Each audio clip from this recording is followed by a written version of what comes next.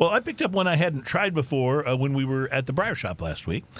It's the Micallef Herencia Habano Torpedo, a 5.5 by 52 beauty that's box pressed, sports a chocolate brown Habano wrapper from Nicaragua while using an Ecuadorian Sumatra binder and filler tobacco from Nicaragua and Honduras.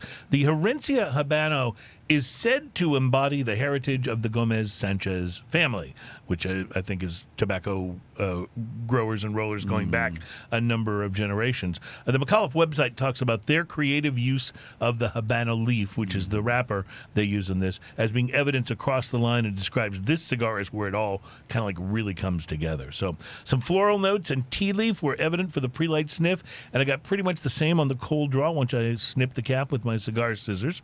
Also a dank but very nice subtle note of earth or maybe even mushrooms. You know that where it can be kind of hard to tell which.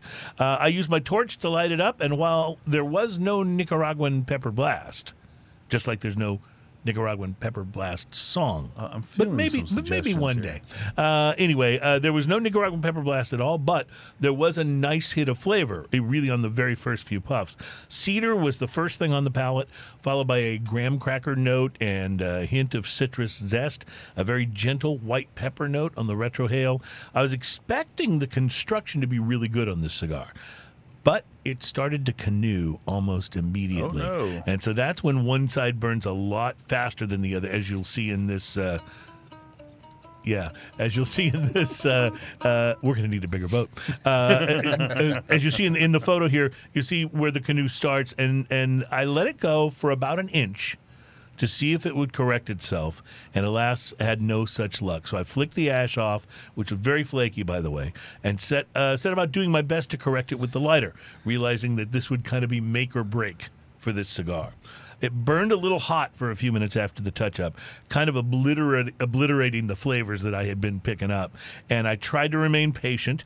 Patience, as my wife will tell you, not a particularly good strength for me. But that's one of the reasons that I love cigars so much, because they help me kind of sit down and relax. As you always say, you can't hurry up and smoke a cigar.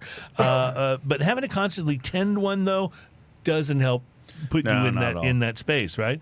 Once the harshness from my attempt to correct the burn kind of faded, second third of the Herencia Habano continued with the cedar, added a hint of baked bread, and the return of the floral notes that I had gotten a little hint of on the pre-light.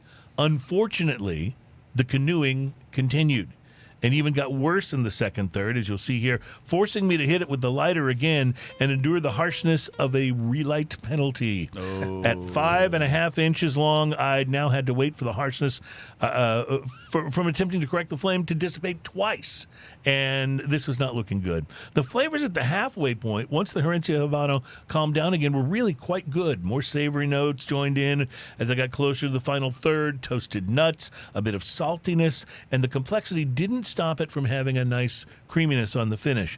Either the cigar finally decided to cooperate, or I did a better job with the second touch-up, because it finally started burning a little more evenly. Final third was by far the most enjoyable part of the cigar once the burn started to behave. So I really enjoyed parts of this cigar. The flavor blends and complexity were excellent when they weren't being masked by the harshness of that additional flame. Right. It was almost like a relight penalty, even though the cigar never actually went out.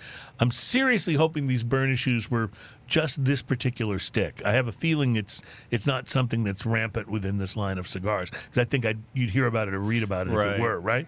But I would have been extremely pleased with this if it hadn't been for having to touch it up and then endure. Not that touching up bothered me so much, it was the harshness that came after, which doesn't happen with every cigar, by the way, but in this case it did.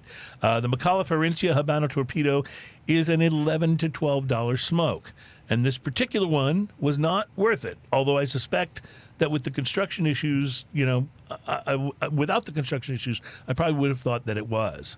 I will totally try this cigar again in hopes that it was a one-off problem, so I'll recommend it in hopes of that, but my experience with this one, price to quality, have to give it a 4.